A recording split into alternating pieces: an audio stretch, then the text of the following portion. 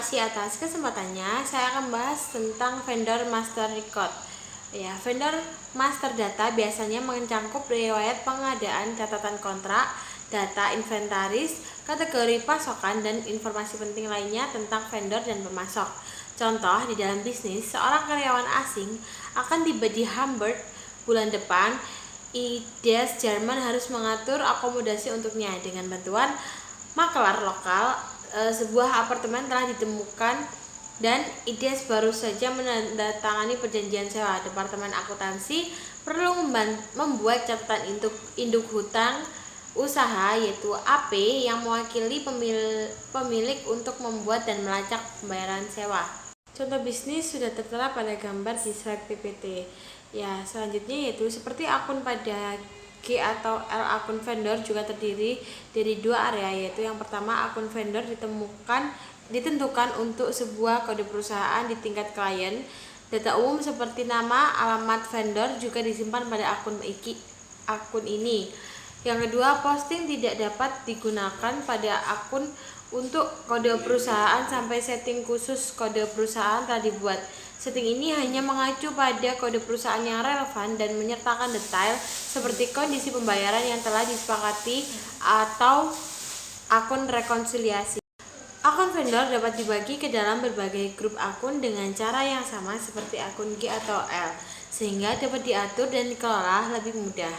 Namun, grup akun mengontrol tata letak layar semua area catatan master vendor, bukan hanya data kode perusahaan seperti halnya grup akun GL. Akun-akun dalam satu grup akun biasanya memiliki karakteristik yang serupa. Misalnya, Anda dapat memiliki satu grup akun untuk vendor domestik, satu untuk vendor di luar negeri, satu untuk vendor terafiliasi, dan satu untuk vendor satu kali.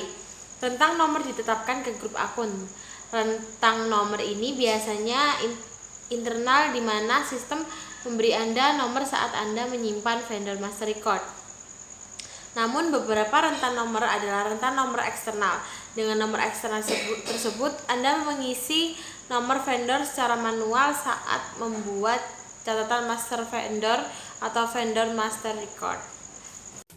Untuk yang selanjutnya yaitu transaksi akuntansi harian pada hutang usaha.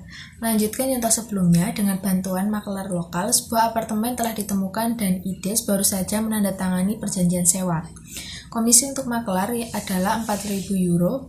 Sejak IDES menggunakan jasa makelar ini cukup sering sehingga master record sudah terdaftar. Faktur untuk komisi langsung dikirim ke departemen akuntansi dan harus diposting. Sewa untuk apartemen yaitu 2.000 euro per bulan, sehingga secara otomatis membuat item terbuka di akun pemilik setiap bulan. Departemen akuntansi menggunakan program entry berulang. Sewa apartemen tersebut dibayar secara otomatis dengan menjalankan program pembayaran secara berkala. Makelar sangat membutuhkan uang dan meminta IDES untuk membeli cepat. Oleh karena itu, akuntan membuat cek sebesar 4.000 euro dan memposting pembayaran. Untuk melihat apakah setiap transaksi telah diposting dengan benar, akuntan harus memeriksa akun setelah transaksi. Untuk yang selanjutnya yaitu invoice atau kredit memo entry. Untuk membuat dan memposting faktur vendor atau memo kredit dengan lebih mudah, kita dapat menggunakan transaksi satu layar. Jenis faktur yang dapat dimasukkan langsung di AP ini adalah faktur lain-lain. Tanpa mengacu pada pesanan pembelian, layar entry AP dibagi menjadi beberapa area. Untuk yang pertama yaitu template kerja. Nah, pada template kerja ini kita dapat memilih varian layar, template penetapan akun, atau dokumen yang dapat disimpan sebagai referensi. Yang kedua yaitu data header dan vendor header. Ini berguna untuk melihat dokumen dan data item baris vendor dan dapat dimasukkan dokumen dan data item baris vendor pula pada header dan vendor header. Untuk yang ketiga yaitu item akun GL. Item akun GL ini berfungsi untuk memasukkan item baris GL untuk dokumen. Untuk yang keempat yaitu area informasi, dan area informasi ini dapat digunakan untuk melihat saldo dokumen dan informasi tentang vendor. Yang selanjutnya adalah layar untuk pengentrian account payable yang dibagi menjadi beberapa area, yaitu tempat kerja, hari dan vendor, akun G atau L, dan bidang informasi. Untuk yang pertama yaitu tempat kerja. Di sini kita melihat varian layar tugas template atau dipegang dokumen sebagai referensi akun. Yang kedua, header dan vendor. Dokumen header dan data vendor item baris yang dimasukkan di sini. 3, akun J atau L, item baris untuk dokumen yang dimasukkan di sini. Yang keempat, bidang informasi, keseimbangan dokumen dan informasi tentang vendor ditetapkan di sini. Transaksi ini juga dapat digunakan untuk membuat dokumen dalam mata uang asing. Jumlah mata uang asing dijabarkan ke dalam mata uang lokal menggunakan nilai tukar yang ditetapkan. Selanjutnya merupakan tampilan layar pada Enjoy Vendor Invoice Screen. Saat memasukkan item pengeluaran untuk biaya operasional, kita juga harus memasukkan cost accounting relevant assignment seperti pusat biaya atau pesanan internal. Artinya, saat barang diposkan, dokumen dibuat di manajemen accounting dan accounting. Elemen biaya utama harus ada untuk akun J atau L agar hal ini terjadi. Dokumen akuntansi manajemen memposting biaya yang sesuai dengan pengeluaran objek menurut manajemen. Selanjutnya adalah account assignment logic. Objek account assignment sendiri dapat berupa objek real maupun statistikal. Sebagai contoh, internal order didefinisikan sebagai objek real atau statistikal ketika dibuat. Sebuah real order hanya dapat dijalankan dengan real posting, dan statistical order hanya dapat dijalankan dengan statistical posting. Namun, cost center merupakan pengecualian untuk hal ini. Cost center selalu didefinisikan sebagai objek real, namun kita dapat membuat real atau statistical posting ke dalam mereka. Untuk menghapuskan biaya dalam CO, kita perlu mengidentifikasi nyata CO objek tugas account yang sesuai dalam dokumen sumber, misalnya vendor faktur. Hanya satu objek nyata dapat ditugaskan untuk setiap item dokumen sumber. Benda statik tambah dapat dimasukkan atau berasal dari sistem. Selanjutnya adalah the recurring entry program atau program masuk berulang. Kita dapat menggunakan program ini untuk posting yang diulang secara berkala atau terus-menerus, seperti pembayaran sewa, pembayaran biaya, ataupun pajak properti. Dengan program ini, dokumen yang diperlukan dapat dihasilkan secara otomatis. Transaksi bisnis ini harus disimpan dalam sistem sebagai dokumen asli entry berulang. Setiap entry berulang dokumen asli harus berisi tanggal posting pertama dan terakhir, frekuensi posting yang harus dilakukan, dan tanggal rencana untuk posting berikutnya. Program ini harus dimulai secara berkala dalam jangka waktu tertentu.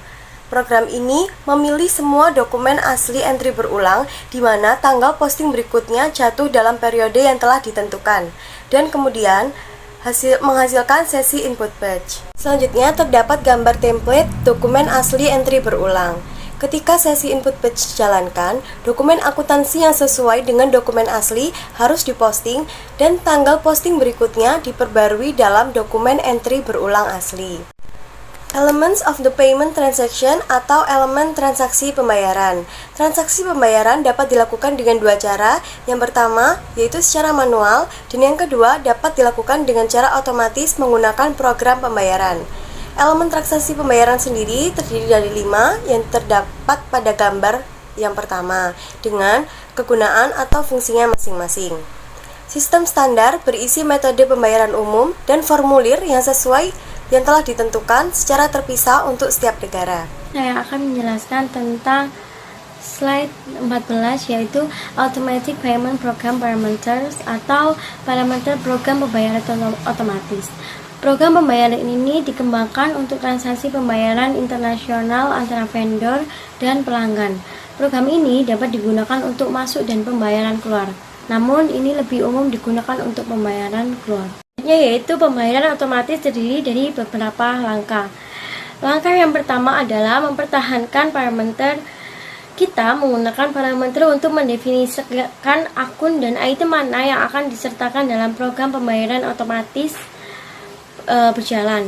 Langkah yang kedua dari program pembayaran ini adalah menjalankan proposal. Selama proposal dijalankan, sistem melakukan hal-hal berikut ini. Yang pertama, memeriksa akun dan dokumen yang ditentukan dalam parameter untuk item yang jatuh tempo. Yang kedua, mengelompokkan item yang harus dibayar. Yang ketiga, memilih metode pembayaran yang relevan, bank rumah dan bank mitra. Selanjutnya, langkah ketiga dari program pembayaran ini melibatkan pemeriksaan dan pengeditan proposal pembayaran. Langkah ini dapat dihilangkan, tetapi kalian disarankan untuk memeriksa datanya akurat sebelum benar-benar menjalankan program pembayaran. Lalu yang keempat, program pembayaran ini adalah proses pembayaran yang sebenarnya. Selama pembayaran berjalan, sistem melakukan hal berikut. Yang pertama, kirim dokumen pembayaran. Yang kedua, membersihkan item yang terbuka. Yang ketiga, menyiapkan data untuk cetakan media pembayaran. Lalu, langkah yang terakhir dari proses pembayaran adalah mencetakkan. Media pembayaran dibuat pada langkah ini, yang berarti salah satu dari berikut ini itu harus terjadi. Yang pertama, media pembayaran seperti cek itu dicetak, iDocs dihasilkan untuk antarmuka data elektronik. Yang terakhir, file data dibuat sebagai bagian dari pertukaran media data. Berikut presentasi dari kelompok kami. Mohon maaf apabila banyak kesalahan. Terima kasih. Wassalamualaikum warahmatullahi wabarakatuh.